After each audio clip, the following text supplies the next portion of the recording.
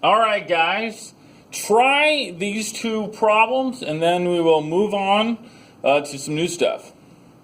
All right, graphing a line, gotta know how to do it. This is the starting point. This is the y-intercept, positive 4. 1, 2, 3, 4. This is the slope. I put it over 1. I'm going to go down 3 to the right 1. So from this point, I'm going to go down 3. 1, 2, 3 to the right 1. Draw the line. Bing, bang, boom. There it is. Simplify fractions. Divide the top and bottom by the same number. I believe the biggest number is 4. Divide them both by 4. But let's say you just divided them both by 2. That would be 4 over 6, which is fine. That's good, but I need to keep going. I could have divided by 4, but if I divide by 2, and then I have to divide by 2 again, and get 2/3, that's fine. You just need to take 2 steps instead of 1. All right, moving on to new stuff. New stuff. Come on. I clicked it.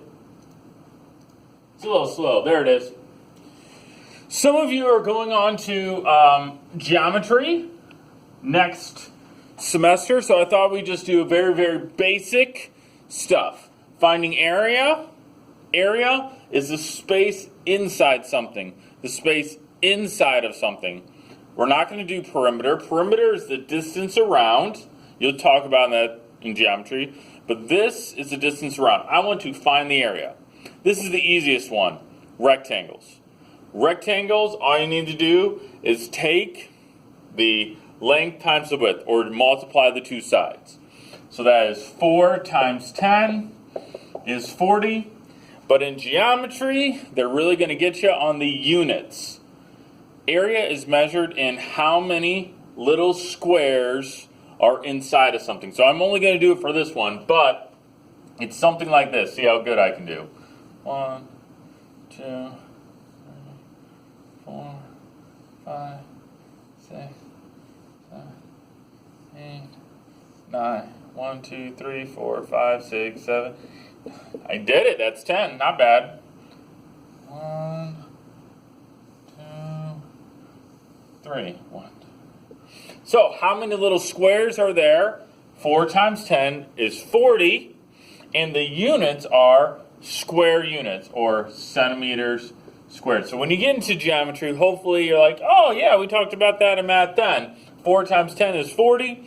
40 centimeters squared. Same thing over here. Rectangle's pretty easy. 2 times 15 is 30. And we're talking about inches squared. That's rectangles, not terribly difficult. Moving on to one more shape today is a triangle. Triangle is slightly tougher. Slightly tougher. I'll give you the formula.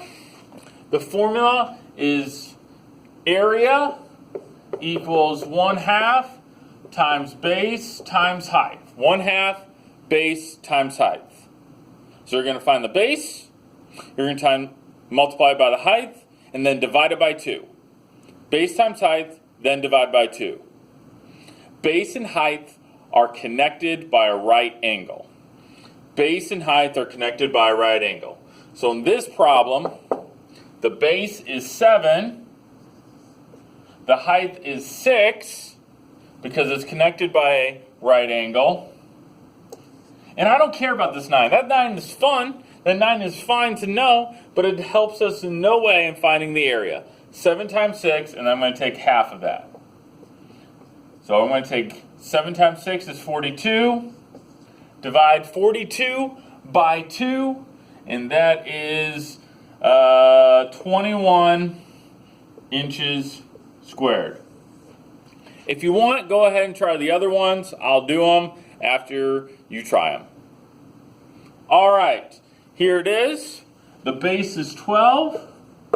The height is 4. And then I'm going to take half of that.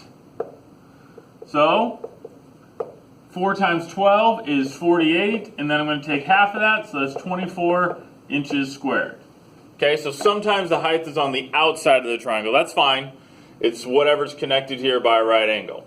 So sometimes it's inside the triangle, sometimes it's outside the triangle, and sometimes it's the side of a triangle. I don't care about this 10. That 10 is nice, but it has nothing to do with this problem. I'm going to take 1/2, but I'm going to take 6 times 8 first. Base and height are connected by a right angle. Base is 8, height is 6. So it's going to be 1/2 of 8 times 6 is 48, and take half of that is 24 inches squared. All right? So I think I have a joke, and you'll be done with this amazing video. Are monsters good at math? Not unless you count Dracula. Ha ha! Have a good one.